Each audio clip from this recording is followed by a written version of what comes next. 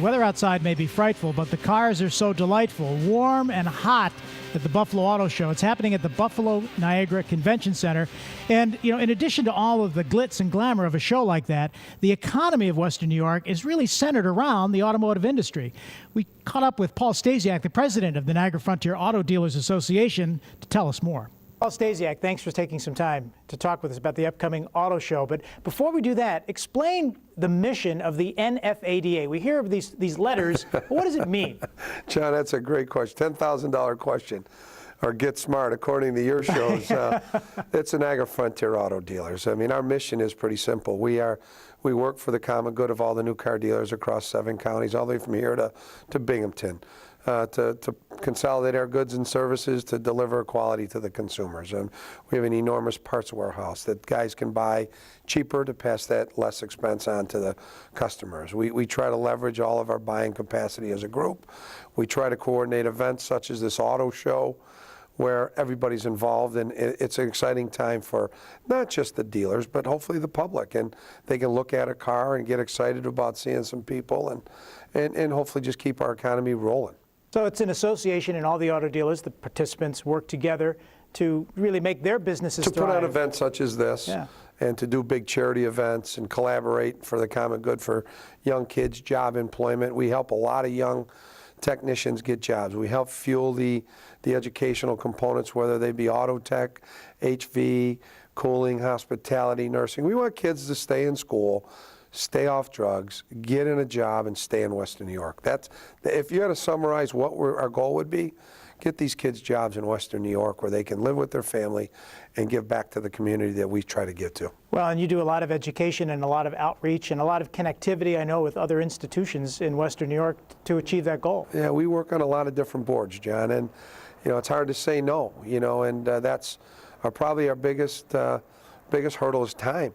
There's just not enough hours in a day to serve everybody who needs some help. And the auto show that's coming up is, you know, the biggest event, and probably I would surmise to say your marquee event for the NFADA, and coming up at the Buffalo and Niagara Convention Center. So what can we expect? We always ask this question every year of Paul Stasiak. You know it's coming out. What's new at the auto show this year? John, you go back as far as I do, so this is a good thing to say. It's hard to be different. After, you know, there's cars and stars this year. We've always had a desire to drive entertainment to the show. We think people in Buffalo want to get out in February, not just see a car. They can go to a lot and see a car. They can go in a nice, shiny new showroom right now.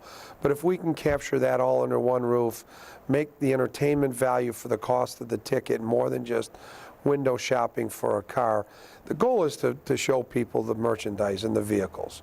Ultimately to say, hey, I can look at the car I want and potentially not have to drive from town to town and village to village. But while we're doing that, let's make it a fun. Who said we can't have fun looking at a vehicle? Unlike other shows, we don't just pull them in. You know, we try to have music, we try to have events, we try to have player appearances, we have community outreach programs, we got driver simulators. What's new this year, the Car and Star theme. We're going to try to combine some high-profile personalities with different days and different opportunity for people to reminisce a little bit. Paul, when you talk about the entertainment that's coming to the Buffalo Auto Show, WBBZ proud to support the auto show, and you've got some, just as we have classic shows, you've got some classic sports personalities coming. John, your demographic fits our appearances perfectly, and thank you. I know you agreed to step up and help us with the electric company and Ernie D. We are excited. We've got Reggie Jackson coming in. He's a Yankee legend, a baseball legend. He'll be there Saturday at the show from 6 to 7:30. You know, they're not signing for free. Let me just make that clear. They're going to be there with autograph opportunities. We're combining a little bit of a show, auto show, and sports collector show. Reggie will be there Saturday. We're going to have Ernie DiGregorio on Friday at the auto show, along with Richard Childress from NASCAR and Childress Racing with Ty Dillon, a NASCAR driver.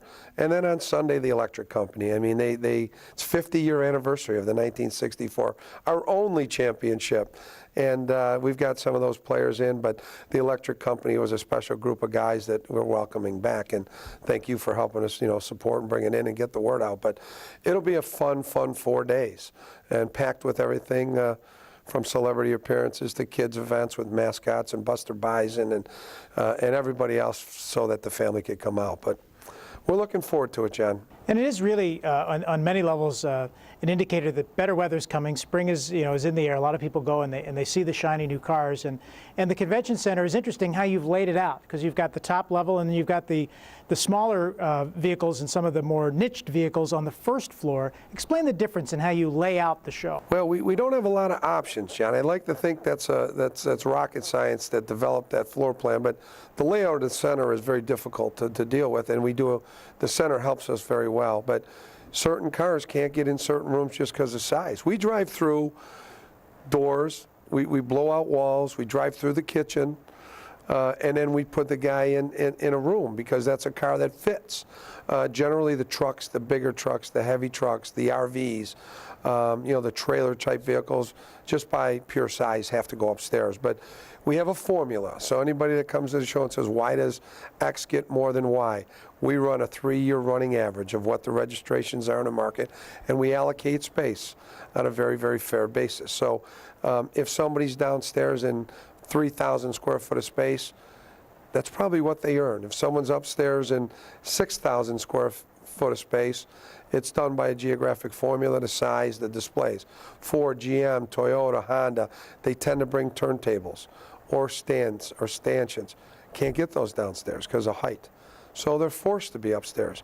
If a manufacturer brings a great display, he's going to be where we can accommodate it. And most everybody understands. There's not a lot of competition in those 4 or 5 days between manufacturers because they all want to see the attendance. And you do a great job, as you mentioned, with the attractions that you bring in, the celebrities and the events, to help bring people and circulate them through the entire show so they don't just migrate to one area.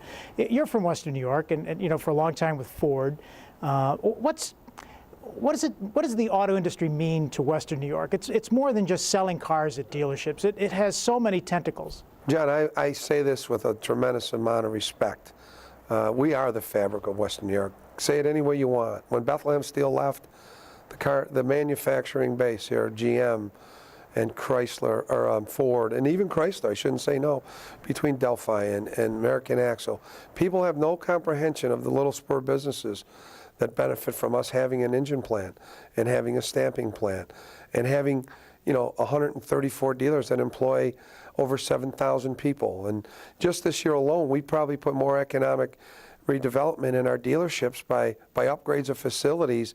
We kept plumbers and we kept construction guys going because GM had an initiative, and Ford and Toyota and Honda to upgrade their facility presence. So that didn't come on the backs of big business. That came on the back of our small business owners that own these dealerships. So we do a lot, not just because we give back in the community. That's I think minor. That's a philanthropic responsibility.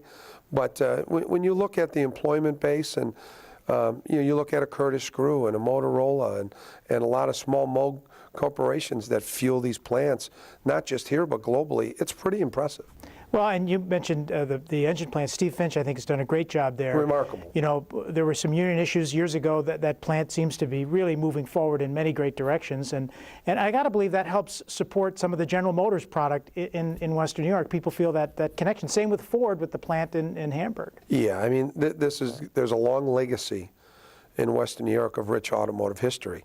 And Steve Finch has helped restore a lot of that, and as did Ford. Ford just adding 400 more people, which is unheard of across the global landscape where there's downsizing occurring. For us to have one more employee get hired in the last 12 months is a huge task. To have 1,000 at the GM engine plant and 400 more at the Ford plant. And I know my good friend Paul Hanecki at Curtis Screw, we fought through the 08 and 09 window. They're adding more people. I don't mean to get him in a hiring problem, but if he can add 1 or 2 people or restore those jobs, that's what makes us happy in this office at NFADA, is when we can see other businesses other than our core dealers prosper and thrive and hire people in our community. And the auto industry has gone through some challenging times. We saw the buyouts a couple of years ago tied to the government. Where's the auto industry today, based on your perspective? Beyond some of that stuff, but where are we going? I think there's a little bit of comfort. I don't want to say they're ever comfortable. A lot more stability. Because the money rates are low, the production cycles are pretty good. I think some of the technology's driven this market in a way where it makes it affordable for people to buy a car. I mean, they made plastic versus metals in many cases. They're using chips instead of, relay switches. So people think the cost of a car has gone up. That's the first thing you say, oh, my first car was $2,000. But it's all relative. It really is. The cars last a lot longer, too, than they did years ago. Well, and they're full of computer technology. This is an interesting dynamic. I mean, the car is such a sophisticated piece of machinery. It's a driving living room in many cases. I mean, you can get reclining seats with almost plush, forget the leather. That's a thing of the present, not a thing of the future. But, I mean, cars can do everything. You can have refrigerators, microwaves. They can fuel a lot of different things. You have an onboard computer. They have video screens. They've got, monitors in there for the kids. They've got, you name it. A mother, a father, a family can go on a trip and almost forget the RV parks. I'm not degrading that. They can pull in their minivan and have as much in that minivan than some of those, those RVs that are out there. You've been to the Detroit Auto Show. Yes, I have. And you've traveled the country with the auto industry. What makes the Buffalo market unique for this auto show? Different maybe from Detroit or some of the other cities in New York? It's a terrific question, John. I think it's the intimacy of Buffalo. We are an 11-minute city. And I say that when I'm in Detroit, I say it when I'm in New York City, I say it when I'm in California. We're 11-minute, 13-minute commute from everywhere. People don't rely on mass transportation in Buffalo. Our car is as important as our home for most people in Western New York. Whether it be a truck, whether it be a convertible, whether it be a Highline or just an entry vehicle, they need their car to get from point A to point B. Or they need a friend to drive them in a car from point A to point B. We haven't embraced the carpooling concept like many cities. We don't have a 45-minute commute where people get frustrated. Our mass transit, not a criticism on NFTA, just not utilized like it is in other big cities or other cities. So the car is their identity. And our show takes that, we take that into consideration when we try to make it comfortable for people to come. Give us the dates and times again. No, the Buffalo show's Auto February Show. 4th through February 6th through the 9th, John, I'm sorry. We start moving in. Well, and the on the move in, 4th. when do you move in? Because we have to see that process. That's the ticket that we should sell. It comes in on, we can make more money selling and moving from January 31st. We start moving in for a show that starts on February 6th. But our preview gala starts on the 5th with a terrific charity event. And then for the public, it's the 6th through the 9th. It's Thursday through Sunday. This year's 4 days, not 5, because of the charity events and the non-public events, but which are important as well. So we start Thursday, we end Sunday at 7 o'clock at night. All right, the Buffalo Auto Show. Thanks, Paul Stasiak of the NFADA, for all your hard work. Thanks.